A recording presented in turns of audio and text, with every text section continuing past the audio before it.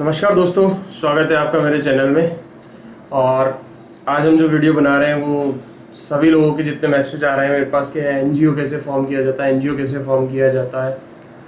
और इस चीज़ के लिए मैं वैसे पहले भी वीडियो बता चुका हूँ ऑलरेडी कि एक सोसाइटी कैसे फॉर्म की जाती है। सिमिलर वे में ही एक एनजीओ बनता है, लेकिन उससे पहले आप लोग सब्सक्राइब करना ना भूलें मेरे चैनल को, क्योंकि आप लोग सब वीडियो देख रहे हैं लेकिन सब्सक्राइब कोई नहीं कर रहा है। सो प्लीज़ प्लीज़ प्लीज़ आप सबसे पहले मेरे चैनल को सब्सक्राइब करें, उसके बाद पूरा वीडियो देखें कि एनजीओ किस तरीके से फॉर्म किया जाता है। सो दोस्तों, एक एनजीओ कैसे फॉर्म किया जाता है उसके बारे में आज हम बात करेंगे। एनजीओ फॉर्म करने के 2 से 3 तरीके के होते हैं। मैं आपको बता देता हूँ, एक हम लोगों को कंपनी बनाना होता है, एलएलपी कंपनी बनानी होती है, या फिर एक हम सोसाइटी के थ्रू भी कर सकते हैं, या फिर हम एक ट्रस्ट के थ्रू भी कर सकते हैं। तो 3 से 4 हमारे पास मेथड होते हैं कि एक एनजीओ किस तरीके से बनाया जा सकता है। लेकिन मैं आपको बताना चाहूँगा कि जो सबसे सिंपलेस्ट वे होता है जिससे आप एनजीओ रजिस्टर करते हैं वो होता है एक society banana not for profit के अंदर। जी हाँ, एक सोसाइटी हम लोगों को बनानी पड़ेगी नॉट फॉर प्रॉफिट के अंदर। सबसे इजीएस्ट वे है एक एनजीओ को फॉर्म करने का। ठीक है, तो अब मैं बिल्कुल स्टेप बाय स्टेप आपको बताऊंगा कि एनजीओ किस तरीके से फॉर्म किया जाता है और उसमें क्या डॉक्यूमेंट्स की रिक्वायरमेंट होती है, क्या हम लोगों को करना पड़ता है, प्राइमरी स्टेजेस पे हमें किन चीज़ों की ज़रूरत होती है, तो वो चीज़ हम आपको डिस्कस करेंगे।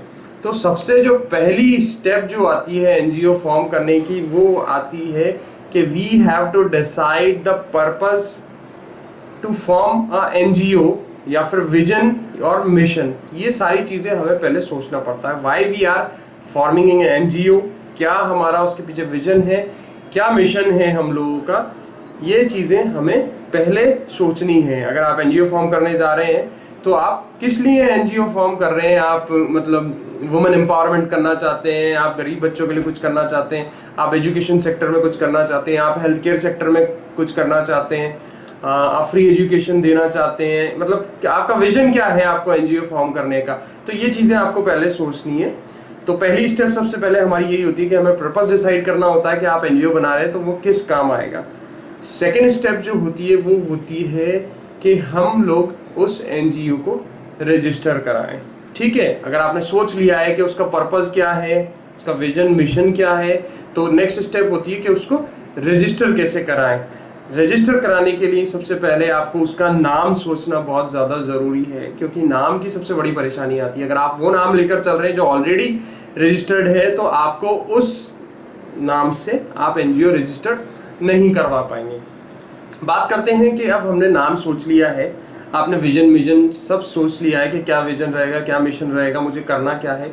अब बात आती है कि हम उसको रजिस्टर किस तरीके से कराएंगे। तो मैंने आपको बताया कि सबसे ईजीएस्ट वे है कि हमें एक सोसाइटी रजिस्टर करानी है नॉट फॉर प्रॉफिट में। हम सीधे रजिस्ट्रार ऑफिस जाएंगे, जो डिस्ट्रिक्ट रजिस्ट्रार ऑफिस होते हैं वहाँ पर एक फॉर्म मिलता है, 50 रुपीज़ का एक फॉर्म मिलता है। देखिए, ये जो चीज़ बता रहा हूँ मैं, ये स्टेट लेवल वेरी कर सकती है। जैसे वी आर फ्रॉम राजस्थान, में राजस्थान से हूँ, अगर आप महाराष्ट्र में हैं तो महाराष्ट्र में कुछ चीज़ें चेंजेस हो सकती है, जैसे फॉर्म की प्राइस चेंज हो सकती है या थोड़े बहुत चेंज हो सकती है, बाकी थीम वही रहेगी। मतलब करना एक ही चीज़ है। पूरे ऑल ओवर इंडिया में सोसाइटी रजिस्ट्रेशन कराने का एक ही प्रोटोकॉल है, एक ही तरीके से होती है। हाँ, थोड़े बहुत रेट में चेंजेस आ सकते हैं, मेंबर्स में चेंजेस आ सकते हैं। तो मैंने आपको बताया सबसे पहले हम एक फॉर्म खरीद कर लाएंगे, फिर उसके बाद हमारी जो तीसरी स्टेप होती है वो होती है कि सोसाइटी के अंदर हमें मेंबर्स बनाने पड़ते हैं। ठीक है, अब सोसाइटी मेंबर्स में भी मैं आपको बता देता हूँ, अलग अलग जगह पर अलग अलग स्टेट में अलग अलग मिनिमम मेंबर्स का क्राइटेरिया है। किसी स्टेट में 7 का है, किसी में 15 का है, किसी में 22 का है। तो मेंबर्स सभी जगह पर बनाने, वो हम डिपार्टमेंट में जैसे जाते हैं तो वहां से आप वेरीफाई कर सकते हो कितने मेंबर बनाने, वो इजीली आपको बता देगा। ठीक है, अब जैसे सपोज करते हैं हम 15 मेंबर आपको बनाते हैं।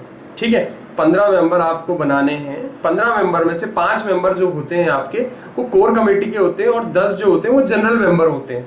5 कोर कमेटी से मतलब उसमें हम लोग डेजिग्नेशन देते हैं उनको, जैसे अध्यक्ष हो गया, उपाध्यक्ष हो गया, ठीक है, ऐसे सचिव हो गया, सचिव के बाद आपका कोषाध्यक्ष हो गया, और एक जनरल मेंबर। ऐसे 5 जनों की कमेटी बनती है। ठीक है, तो सबसे पहले आपको 15 मेंबर्स के डॉक्यूमेंट्स कलेक्ट करने होंगे। जैसे 5 मेंबर जो आप कोर कमेटी में बनाना चाहते हैं उनके तो पैन कार्ड, आधार कार्ड और 4 फोटोग्राफ जरूरी हैं।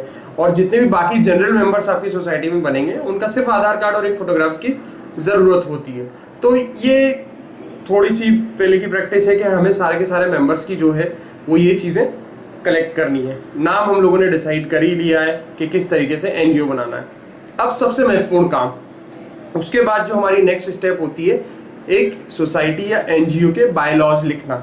ठीक है, बायलॉज मतलब उस सोसाइटी का क्या कॉन्स्टिट्यूशन होगा, मतलब वो सोसाइटी का कार्य क्षेत्र और कार्य क्या क्या होगा। ये सोसाइटी या एनजीओ जो भी आप बना रहे हो वो क्या क्या कार्य करेगी, किस क्षेत्र में कार्य करेगी, तो बायलॉज हम लोगों को बनाने होते हैं। अब वो मैंने आपको पहले ही बताया कि फर्स्ट स्टेप क्या थी, हमें ये सोचना है कि पर्पस क्या है एनजीओ बनाने का, उसका विजन क्या है, उसका मिशन क्या है। तो जितने भी आपका पर्पस है वो सारे हमें बायलॉज में लिख देने हैं। जैसे कि मैं एग्जांपल बताता हूँ आपको, आप एक स्कूल के लिए सोसाइटी एनजीओ रजिस्टर्ड कर रहे हैं या सोसाइटी रजिस्टर्ड कर रहे हैं, कोई एक स्कूल है आपको और एज ए उसको एनजीओ चलाना, यानी आप फ्री में एजुकेशन देना चाहते हैं बच्चों को। ठीक है, तो बायलॉज में लिखेंगे कि हम शिक्षा के क्षेत्र में फ्री में, या फिर हम उसको ऐसे लिख सकते हैं कि निःशुल्क शिक्षा दी जाएगी बच्चों को, है ना। तो इस तरीके के आपको बायलॉज लिखने, जो जो भी आप कर सकते हैं भाई, क्या आप निःशुल्क शिक्षा के क्षेत्र में कार्य करेंगे, आप वेलफेयर के कार्य करेंगे, आप प्राइमरी एजुकेशन के लिए कार्य करेंगे, आप हेल्थ केयर, आप निःशुल्क हेल्थ केयर। तो मतलब आपको इसमें निःशुल्क ऐड करना पड़ेगा। If you are running an NGO, अगर आप एक एनजीओ चलाना चाहते हैं तो आपको निःशुल्क वर्ड यूज में लेना पड़ेगा, क्योंकि वो एक निःशुल्क ना ले पाए तो आप मतलब उसमें एक वर्ड यूज कर सकते हैं भाई कि ये नॉट फॉर प्रॉफिट रहेगी। बायलॉज में आप लिख सकते हैं कि भाई जो भी इस एनजीओ का कार्य रहेगा वो नॉट फॉर प्रॉफिट रहेगा, यानी जो भी संस्थान आप बना रहे वो कभी भी इससे प्रॉफिट नहीं कमाएगी। तो बायलॉज में आपको ये मेंशन करना रहेगा। अगर आप ये मेंशन करते हैं तो वो एक एनजीओ की तरह काम करेगा। ठीक है, इसमें सभी जो भी आपके जो मतलब आप जो अध्यक्ष उपाध्यक्ष बनाएंगे उनको सब मतलब, जैसे ही अगर आप फ्यूचर में अगर आपकी मतलब एनजीओ चलाते हैं तो उससे क्या होता है कि बस जैसे अगर कुछ अर्निंग हो रही है आपकी तो वो एज ए सैलरी निकल जाती है, बस आप उससे प्रॉफिट नहीं कमा सकते। ठीक है ना। और एक्चुअली एनजीओ होता भी नॉट फॉर प्रॉफिट है कि आप उस जो एनजीओ मतलब जो भी संस्थान आपने रजिस्टर्ड करी है उससे आप प्रॉफिट नहीं होगा। ठीक है, इसके बाद आपने सारे बायलॉज लिख लिए हैं कि ये हमारे कार्य रहेंगे। इसके बाद हम लोगों को उस जो एप्लीकेशन फॉर्म है विद बायलॉज और फोटोग्राफ्स और सभी मेंबर्स की आईडी जो भी होती है, वो सारी चीज़ें जो होती है वो हम लोगों को रजिस्ट्रार ऑफिस में सबमिट करवाना रहता है।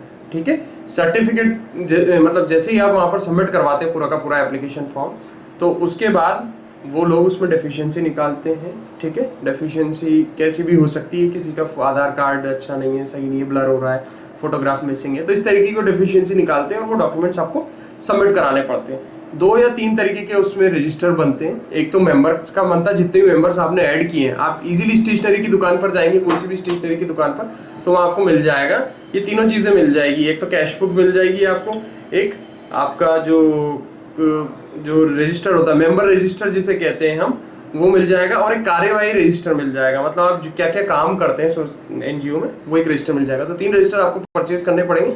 मेंबर रजिस्टर में मेंबर्स की डिटेल्स आएगी, ठीक है, और जो समिति रहेगी वो उसमें पूरी आ जाएगी। इसके बाद जो रजिस्टर मैंने आपको बताया है वो रजिस्टर मैंने आपको बताया है कि कैशबुक वाला बताया है। हाँ, जो कैशबुक है मतलब अगर आप मतलब कुछ स्मॉल अमाउंट आप अपने एनजीओ में डाल रहे हैं तो मेंबर से जैसे 500 रुपीज़ आपने लिए हैं तो वो उसमें मेंशन करेंगे कि भाई इतने मेंबर्स ने इतने अमाउंट जो है वो एनजीओ को डोनेट किया है, और वो उसमें मेंशन करेंगे। और एक होता है कार्रवाई रजिस्टर, तो उसमें अगर जैसे आपने क्या किया है, जैसे सपोज करो आपने 15 मेंबर मिलकर आपने नाम डिसाइड किया है, आपने सोसाइटी बनाने का निर्णय लिया है, आपने चुनाव कराए हैं, जैसे 15 जन हैं तो 15 जनों ने मिलकर चुनाव किए, चुनाव में अध्यक्ष किसे बनाया, उपाध्यक्ष किसे बनाया है, कोषाध्यक्ष किसे बनाया है, सचिव किसे बनाया है, तो इस तरीके की जो भी कार्रवाई आपकी होगी वो आपको उसमें मेंशन करनी होगी। फिर ये जो तीनों रजिस्टर मैंने जिनके बारे में बताया, इन तीनों रजिस्टर के फोटोग्राफ लेकर आपको डिपार्टमेंट में सबमिट करने पड़ेंगे। कुछ ज़्यादातर स्टेट्स में जो सोसाइटी रजिस्ट्रेशन या एनजीओ रजिस्ट्रेशन की जो फीस है वो 10,000 रुपीज़ है। डिपेंड कर सकता है, अलग अलग स्टेट में अलग हो, लेकिन ज़्यादातर सभी जगह पर 10,000 रुपये, 10,000 का जैसे डॉक्यूमेंट पूरे हो जाते हैं तो वो आपको एक चालान दे देते हैं जो बैंक में जमा कराना होता है। उसके बाद आपको 10 या 12 दिन के अंदर आपका जो एनजीओ है उसका सर्टिफिकेट मिल जाता है और आप फिर उस पर कार्य कर सकते हैं। सर्टिफिकेट मिलने के बाद आपको उसका एक अकाउंट खुलवाना पड़ता है जो रजिस्ट्रेशन सर्टिफिकेट और बाय लॉज और जो भी डायरेक्टर्स या फिर जो भी अध्यक्ष उपाध्यक्ष हैं उनकी आईडी से एक अकाउंट खुल जाता है और इजीली आप एक एनजीओ को ऑपरेट कर सकते हैं। बस एनजीओ का एक ही चीज़ होता है कि वो एक नॉट प्रॉफिट ऑर्गेनाइजेशन होती है, नॉट फॉर प्रॉफिट होती है। वो एनजीओ कभी भी प्रॉफिट नहीं कमा सकती या मेंशन कर सकती है अपनी बैलेंस शीट में।